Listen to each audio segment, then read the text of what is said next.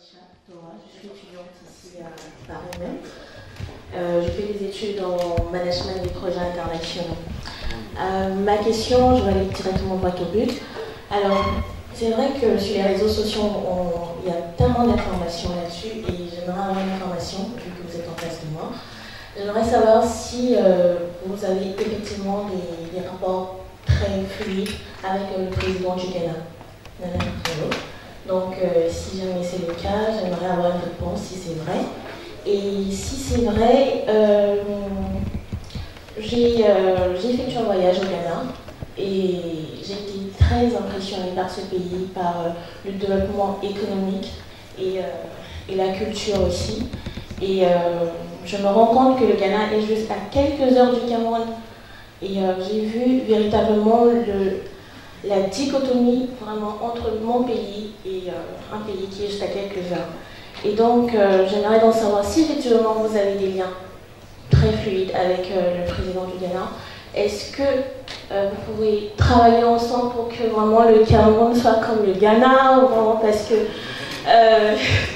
c'est des potentialités, effectivement, qui, à mon avis, devraient être valorisées, soit l'anglais et le français. Et ça, plein d'autres pays ne l'ont pas. Et j'aimerais vraiment, véritablement, vous, à travers votre président qui est maintenant, que vous me rassurez, moi, en tant qu'étudiante, en tant que Camerounaise, véritablement de savoir comment on peut nous aider à faire cela. Merci beaucoup. Bon, on va passer à la deuxième question. Ma question est la suivante. Monsieur le Président Akéry Mouna, bravo. Mettras-tu en place le fédéralisme que toi et moi avons connu dans les années 60? Voilà ma question. Je suis Adrien Thiad, je viens de Reims, nouvellement installé à Paris. Pour des raisons professionnelles, j'ai monté une entreprise à Paris plutôt.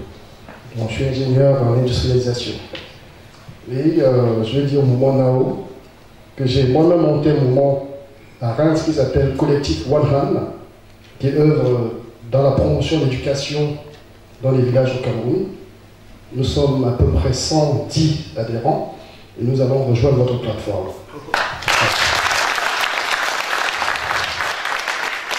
Ma question est la suivante, Monsieur le Président. Je vais aller droit au but. Nous suivons un tout petit peu l'actualité politique au Cameroun. Nous inquiétons aussi au vu de ce qui s'est passé par le passé avec les partis d'opposition, où ils n'arrivaient pas à se rassembler. Ma question est simple. J'ai vu vendredi dernier que notre parti d'opposition historique, le SDF, a investi son nouveau candidat aux élections présidentielles, monsieur Je sais aussi qu'une des stratégies du gouvernement en place est de diviser pour mieux régner.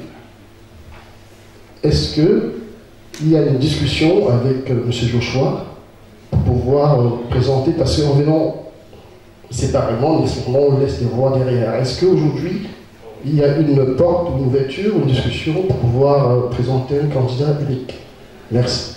Merci beaucoup. Sur le Ghana, Akufo-Addo, Nana Akufo-Addo, c'est un grand ami. Il est avocat et on est amis de très très longue date. Et on s'appelle et c'est un ami et ce qui se passe dans ce pays est incroyable.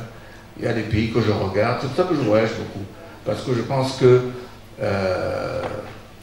c'est Jacques qui me rappelle tout le temps que il faut qu'on se comporte comme si on était élu. Donc il faut être prêt. On the first day, on doit être prêt pour marcher. Donc, c'est pour ça que les gens me posent ce programme, je dis non. Il faut que je finisse l'évaluation de ce qu'il y a, qu'on fasse le programme, qu'on fasse les recommandations et qu'on sorte un budget. Parce qu'on saura de quoi on parle. Donc, alors il y a le pays que je visite. J'ai vu le Ghana, j'ai vu le Rwanda, j'étais au Liban, d'abord pour voir ces refuges-là, ces filles-là. On a trouvé une Camerounaise que j'ai organisée pour ramener au Cameroun. Je crois qu'elle va repartir la semaine prochaine.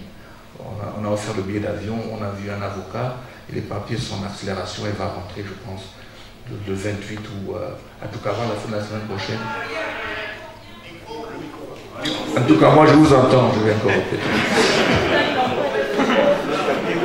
Je disais ceci, que bon ben voilà, un autre pays que j'ai visité, c'est le Liban, pour des raisons. Première raison, parce que j'étais un peu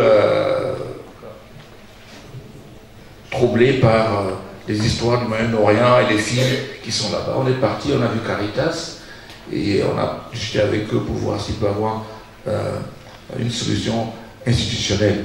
Que chaque fois qu'il y a quelqu'un qui va aller travailler là-bas, il faut absolument que les deux pays se mettent dans un système qui permet de vérifier, depuis le départ, les conditions d'accueil quand la personne part. Donc on a trouvé une Camerounaise qui a fait 3 familles, battue tout le temps, on l'a abandonnée nuitamment dans un coin de rue, récupérée par Caritas, et elle est là depuis je crois 1 an, elle cherche à repartir. Maintenant on a fait des papiers pour elle, et il y avait eu un problème de billet d'avion que j'ai offert, donc la semaine prochaine je pense qu'elle va repartir. C'est pour ça que j'étais là. Mais on a profité de notre présence là-bas pour voir quelle est cette magie libanaise. C'est pas par hasard. En Côte d'Ivoire, il y a plus de 100 000 Libanais. Et au Sénégal, c'est pareil. Et ce qui est au Cameroun, c'est moins de 10 000, je pense. Le problème qui me fait m'intéresser aux Libanais, c'est ce que parmi tous les gens qui viennent dans nos pays, ils ont une facilité d'intégration assez différente des autres. Ils se marient, parlent même la langue, mais c'est un grand centre financier. Et j'ai vu que, puisque j'ai une politique qui va être actée par le secteur privé, qu'est-ce qu'on peut trouver là-bas? Je peux déjà vous dire que dans le premier mandat, dans les 5 ans, Douala et Yaoundé sera relié par un train électrique.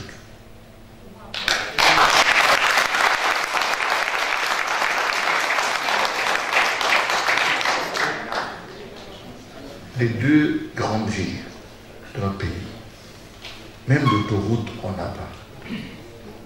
Le péage, c'est les tickets de je ne sais pas quelle date. Personne ne vous a donné le chiffre de ce qu'on récupère dans le péage. Vous voyez les routes sur lesquelles on prend même l'argent de péage. Vous vous demandez, ça sert à quoi cet argent? Donc je pense que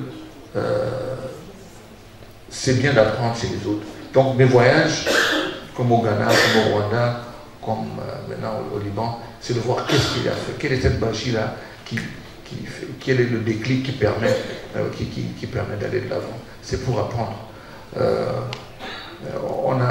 Il y a des personnes au Cameroun qui pensent qu'on est mieux en visant ceux qui vont mal. N'est-ce pas? Je n'ai jamais compris ça. On dit, mais là-bas, au Tchad, tu es parti là-bas, c'est pire. C'est quoi cette histoire-là? Moi, je pense que, comme l'évêque Desmond Tutu disait, il était en Angleterre en visite, et un jeune Anglais de 14 ans lui a demandé, mais Monseigneur, comment ça se fait que vous vous plaignez? Les Sud-Africains, les Noirs, ils ont les meilleures conditions en Afrique que tous les autres Noirs. Pourquoi vous plaignez? Et il a dit, je veux les meilleures conditions des Noirs Sud-Africains en Afrique du Sud. Alors moi, je veux les meilleures conditions du Camerounais au Cameroun, pas en comparaison avec un autre pays. Donc, pour répondre, si je parle avec lui, s'il me dit combien il a fait, d'ailleurs je l'ai accompagné depuis les 3 tentatives, je lui ai dit que moi je ne ferai pas 3 fois cette tentative-là, parce que un coup, KO.